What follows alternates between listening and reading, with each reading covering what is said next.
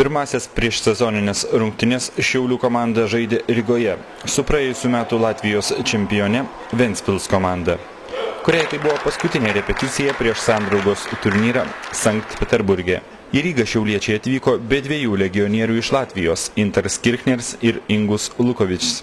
Tačiau komandoje žaidė du į peržiūrą atvykę futbolininkai – gynėjas Kirilas Jelkins ir saugas Andris Kuvšinovs. Rungtynėse abiems komandoms daug progų susikurti nepavyko. Pirmieji po kampinio pavojingai atakavo šiauliečiai. Tačiau netrukus Latvijos čempionai surengė ataką, kurią tiksliai užbaigė Mikhail Ziziljev.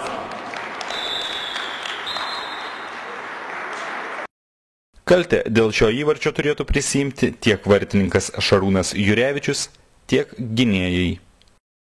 Pažymėtina tai, kad iki šių rungtynių Ventspils jau žaidė keletą draugiškų rungtynių ir iškovojo Livonijos taurę, įveikdama Estijos čempionų komandą Levadiją. Šiauliečiams tai buvo pirmosios rungtynės po praėjusių metų sezono. Pastarąsias savaitės mūsų futbolininkai gerina fizinį pasirengimą. Neblogą įspūdį paliko gynybos kairiajame krašte žaidęs 20-metis Kirilas Jelkins. Praėjusiame sezone rungtyniavęs Rygos Olimps komandoje. Futbolininkas neblogai gynėsi, taip pat dalyvaudavo kontratakose. Kol kas dar neaišku, ar jis bus pakviestas į Šiaulius. Antrąjį įvartį Ventspils pelnė po dar vienos šiauliečių klaidos. Šį kartą tiksliai smūgiavo Jurgis Kauns. Neišgelbėjo komandos šiame epizode ir Šarūnas Jurevičius.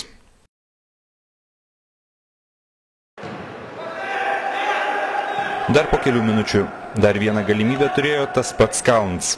Tačiau šį kartą kamuolį nuo vartų linijos išmušė Edvardas Pšelenskis.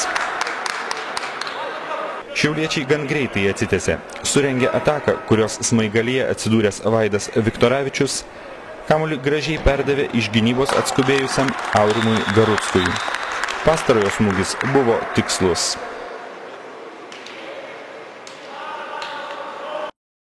Pirmasis Šiaulių įvartis šiais metais. Baigiantis pirmajam kėliniui įvyko tai, ko labiausiai norėto šiose rungtynėse išvengti – traumų. Susižeidė Vaidas Šilėnas. Kol kas dar neaišku, kiek laiko užtruks, kol šis futbolininkas vėl sugrįž į aikštę. Antrajame kėlinyje šiauliečiai žaidė gerokai aktyviau.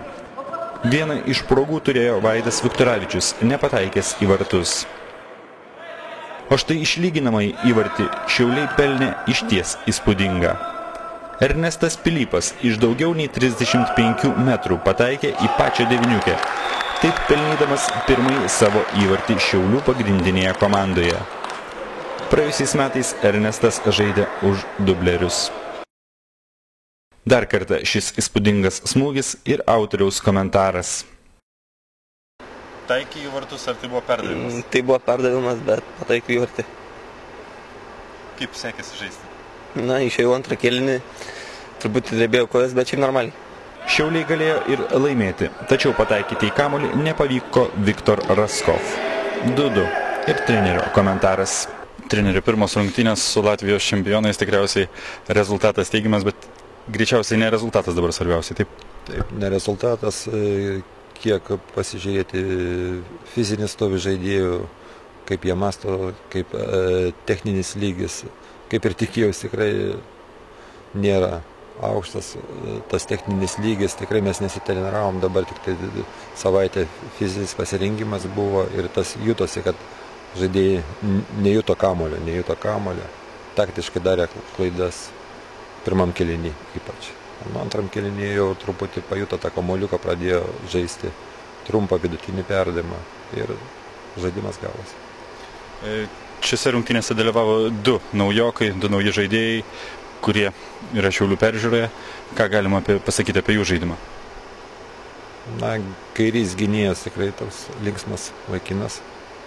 Tikrai taktiškai gerai vaikščioja, supranta savo gynybinės funkcijas, atakuojančias funkcijas.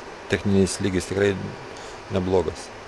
gal truputį ūgio trūksta, bet tikrai pozicija įsirenka neblogą antram aukšte. Labai daug kamuolių iškovoja galvą. Tikrai įdomus vaikinas. O centro saugas? Centras saugas yra, pas mus yra jaunų. Mes turbūt ant jaunų apsistosim, kuriuos galim irgi pasiauginti. Ieškosim dar centrą saugą, turbūt stipresnį.